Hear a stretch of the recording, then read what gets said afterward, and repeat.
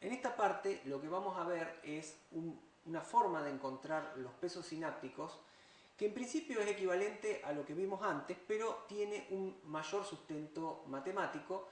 Así que lo que vamos a hacer es aprovechar los métodos de gradiente, que algunos de ustedes pueden conocer desde los métodos numéricos, para encontrar una ecuación prácticamente igual a la que encontramos antes. En el método de gradiente, la idea básica es que nosotros movamos los pesos, iteración a iteración, en el sentido en donde se va reduciendo el error. Es decir, si el gradiente apunta en la dirección en donde la curva de error o la superficie de error crece, nosotros vamos a tratar de movernos iterativamente en el sentido opuesto al gradiente.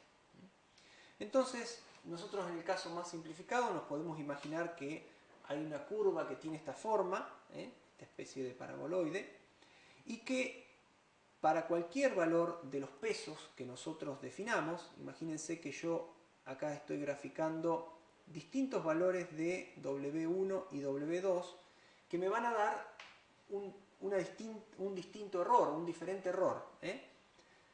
Acá vamos a poner el error. Entonces, si elijo una determinada combinación de pesos sinápticos, voy a estar parado en alguna zona de esta curva, por ejemplo por acá. Si elijo otros pesos sinápticos, voy a estar parado en otra zona de la curva.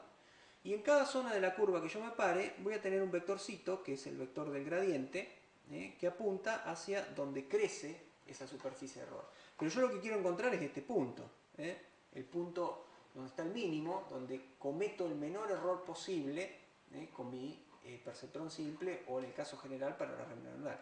Entonces lo que voy a hacer es tratar de moverme siempre, modificar los pesos en el sentido opuesto al gradiente. O sea que estos pesos yo tengo que pensar que los estoy queriendo mover a W1 y W2 para irme a la zona en donde cometo el menor error posible. Entonces básicamente lo que obtengo es esta ecuación.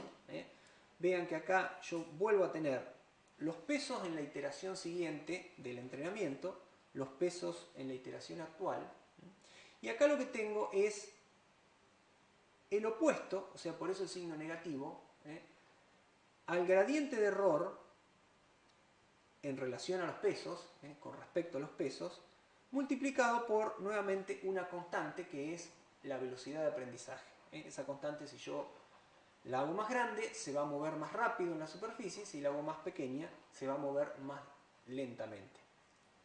En el caso de tener superficies suaves, yo puedo ir más rápido, y como saben, si la superficie es muy escarpada o tiene muchos altibajos, voy a tener que moverme con más cuidado y con algunos otros criterios. Entonces, este método de gradiente yo lo puedo aplicar para el caso sencillo del perceptrón simple, y como vamos a ver en las partes que siguen, también lo puedo aplicar para una red neuronal completa, o sea, con una red que tenga muchas interconexiones de neuronas. Vamos a ver primero entonces cómo aplicarlo en el caso del perceptrón simple. Supongamos que vamos a medir el error de esta manera. Acá estamos usando como D la salida deseada, el que antes también llamamos Y sub D, y esta es la salida actual, o sea, la salida que me está dando la red neuronal. El error cuadrático me dice que si la diferencia entre estas dos es 0, el error va a ser 0, y si la diferencia es más 1 o menos 1 o más 2 o menos 2, como habíamos visto hoy, en cualquiera de esos dos casos me va a dar un error elevado al cuadrado, ¿no? Entonces, en base a esa diferencia, fíjense que acá reemplazamos la salida de la red por el simple producto interno. Una observación importante es que estamos considerando un caso lineal. ¿Qué significa esto? La función de activación la eliminamos. Estamos haciendo una simplificación para que ustedes vean este primer caso en donde la salida de activación, la función de activación, en lugar de ser la función signo, ¿se acuerdan que hacía así? O una sigmoidea, es simplemente una recta, una función lineal. Entonces, si nosotros hacemos la derivada, fíjense que recuerden que tenemos que hacer el gradiente del error con respecto a los pesos. Podemos hacer, acá tenemos la derivada de una función, que es la función cuadrática, o sea que dejamos lo de adentro como está, bajamos el 2 y hacemos la derivada, y tenemos la derivada de lo que me queda dentro. Fíjense que en esta derivada yo estoy derivando con respecto a los pesos, no con respecto a x como ustedes hacían en matemáticas, sino que acá x sería una constante para mí. Así que tengo esta constante que está sumando a el término contra el que está la variable contra la que estoy derivando, y esta otra constante que está multiplicando. O sea que lo que me queda es simplemente la que está multiplicando. La derivada es 0. Así que con esto yo estoy obteniendo el gradiente del error como igual a 2, esto que está acá adelante, que es simplemente el error, la salida deseada menos la salida que estoy teniendo de la red, por menos x, que es la entrada.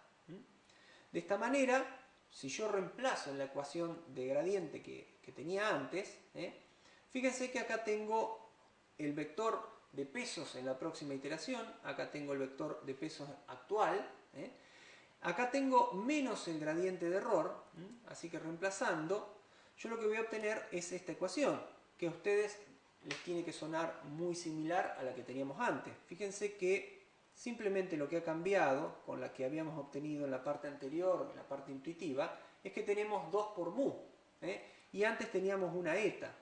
Así que si decimos que eta es igual a 2 por mu, tenemos exactamente lo mismo, hemos obtenido exactamente lo mismo. Quiero destacar que hay una simplificación acá, y les vuelvo a recordar que estamos analizando un caso lineal donde hemos obviado la existencia de la función de activación. En las próximas partes vamos a hacerlo con la función de activación completa para que ustedes tengan la ecuación completa. Vamos a ver un pequeño ejemplo de cómo funciona esta actualización de los pesos. Vamos a suponer que en una iteración cualquiera, podría ser la primera o cualquiera del proceso de aprendizaje, tenemos estos pesos sinápticos. Fíjense, valen todos 1. Y recibimos una entrada.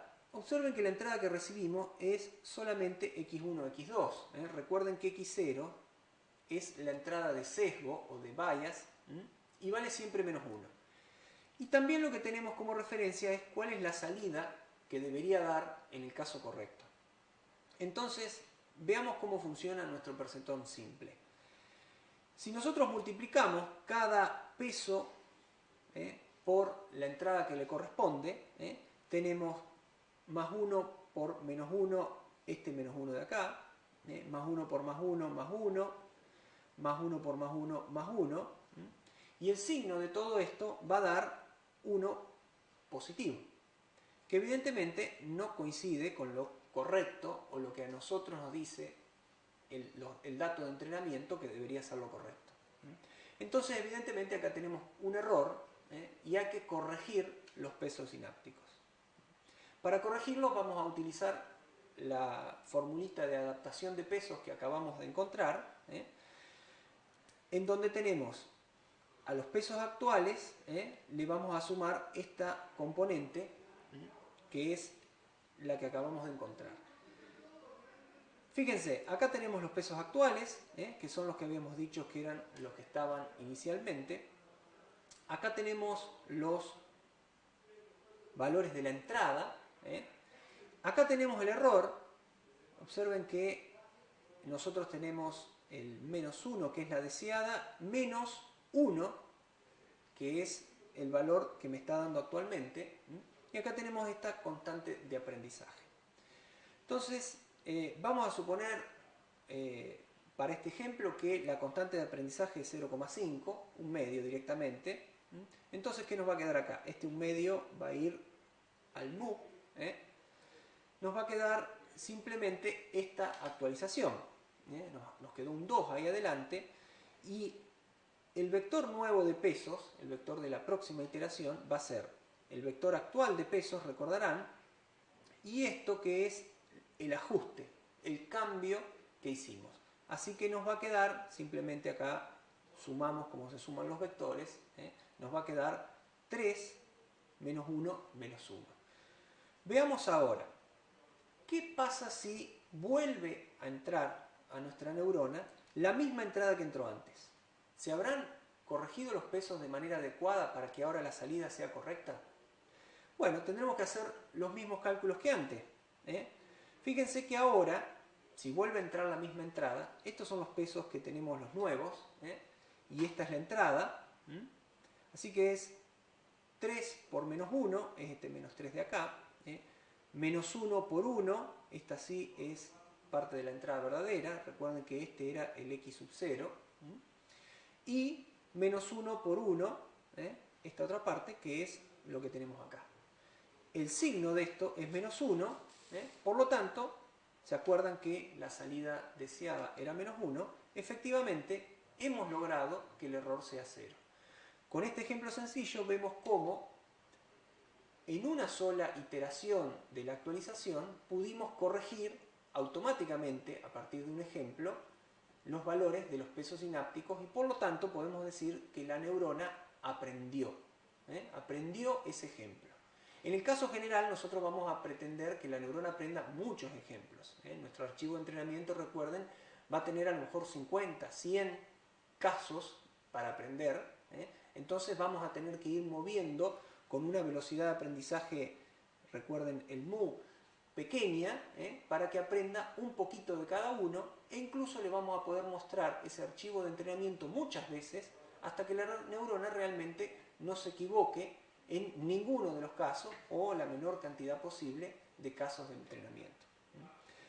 Vamos a ver ahora este problema. ¿Qué les parece? ¿Este perceptrón simple podrá resolver este problema? Si nosotros ubicáramos, aunque sea manualmente, la recta acá, estaríamos clasificando mal este caso. Si ubicáramos la recta acá, ¿se acuerdan que la podíamos mover con la ordenada de origen? Seguiríamos clasificando mal este. Si ubicáramos la recta acá, también estaríamos clasificando. Al parecer, siempre ubiquemos donde ubiquemos la recta, estaríamos clasificando mal uno o hasta dos de los casos. Entonces, ¿qué está pasando acá? ¿Realmente la neurona puede resolver un problema tan simple como este o no lo puede resolver? Este es el típico problema de OR exclusivo y vamos a ver qué pasa en la próxima parte.